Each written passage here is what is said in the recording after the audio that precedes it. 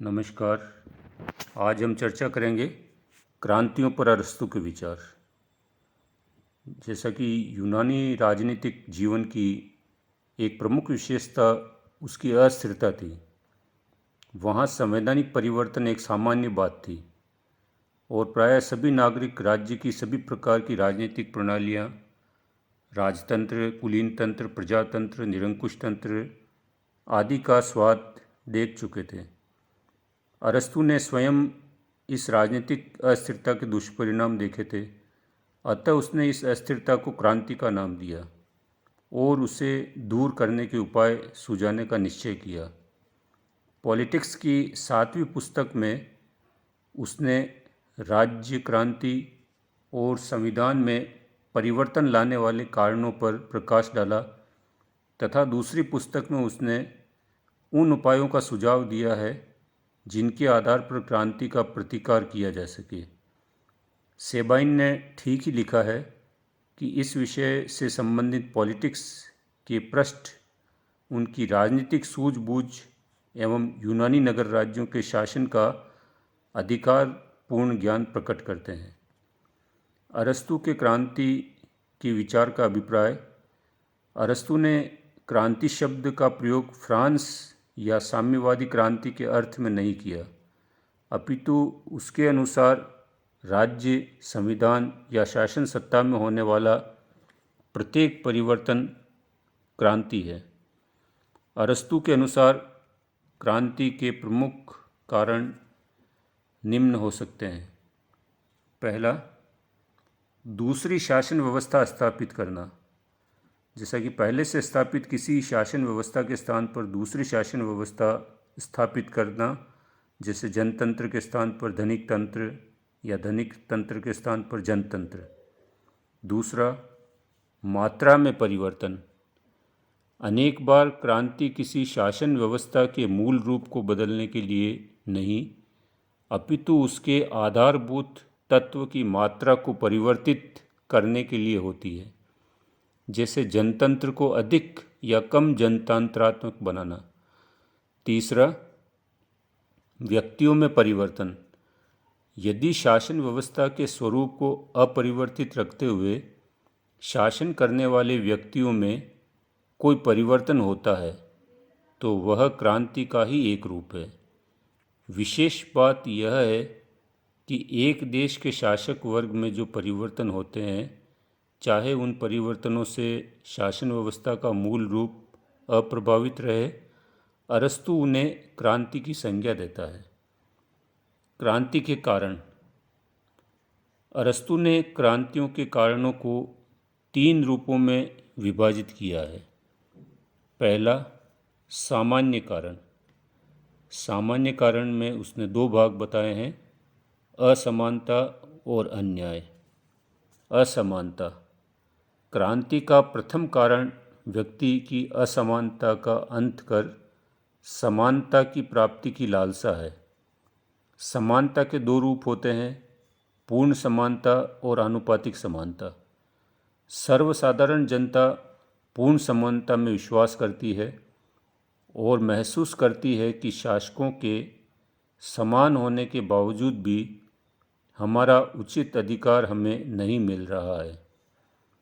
आनुपातिक समानता का अर्थ योग्यता संबंधी समानता है और विशेष वर्ग आनुपातिक समानता की मांग करते हुए यह महसूस करता है कि धन तथा योग्यता और अन्य बातों की श्रेष्ठता के अनुपात में उन्हें राजनीतिक शक्ति में अधिक भाग नहीं मिल पा रहा है।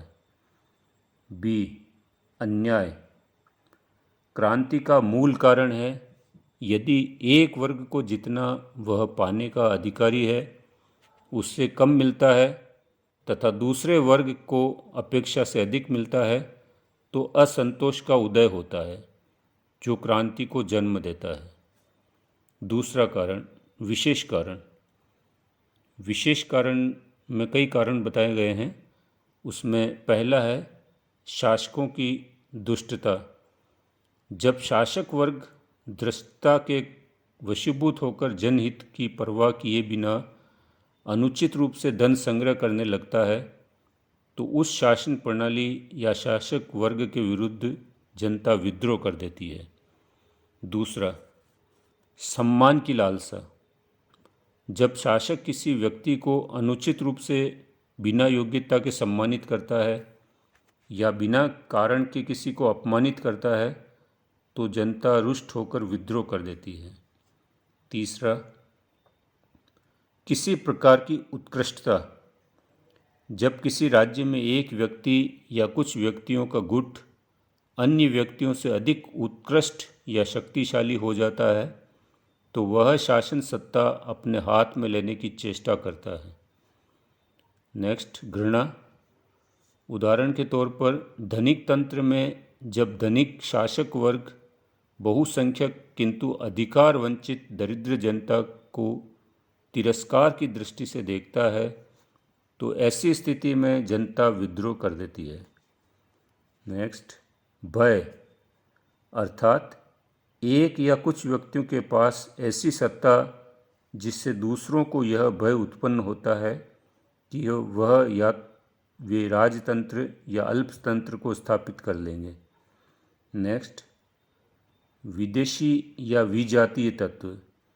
यदि राज्यों में रहने वाले विजातीय तत्वों का भावनात्मक एकीकरण नहीं हुआ हो तो राज्य में सदैव क्रांति की आशंका बनी रहती है, क्योंकि ये तत्व विदेशी शत्रुओं के साथ मिलकर राज्य के लिए संकट खड़ा कर देते हैं। नेक्स्ट, परस्पर विरोधी वर्गों को संतुलित होना, जैसे धनी एवं निर्धन वर्ग। जब एक पक्ष दूसरे पक्ष से प्रबल होता है तो सामान्यतः संघर्ष नहीं होता है, किंतु जब दोनों पक्षों की शक्ति बराबर होती है तो सत्ता हथियाने का प्रयास किया जाता है।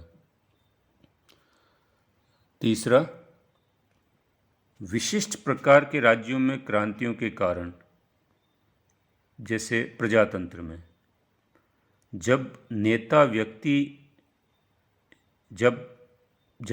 व्यक्तिगत आक्षेप झूठे दोषारोपण द्वारा जनता को भड़का देते हैं जिससे विभिन्न वर्गों की खाई और अधिक चौड़ी हो जाती है। सस्ती लोकप्रियता प्राप्त करने के लिए अपने जोशीले भाषणों से जनता को धनिकों के विरुद्ध भड़काया जाता है। बी, कुलीन तंत्र में क्रांति के कारण कुछ होते हैं जिसमें 3 कारण हैं। पहला, पद अथवा प्रतिष्ठा, जिसमें बहुत कम व्यक्तियों को सीमित कर दिया जाता है। दूसरा, किसी शक्तिशाली व्यक्ति की महत्वाकांक्षा अथवा असंतोष। और तीसरा, विभिन्न वर्गों में उचित सामंजस्य का अभाव। सी, राजतंत्र में प्रथमतः सामान्य जनता के प्रति अपमानजनक व्यवहार जिससे जनता में शासक के प्रति घृणा उत्पन्न हो जाए। दूसरा, किसी प्रमुख व्यक्ति का व्यक्तिगत अपमान जिससे वह षड्यंत्र और विद्रोह के लिए प्रेरित हो। और तीसरा, विरोधी लक्षण वाले पड़ोसी राज्य का प्रभाव। धन्यवाद।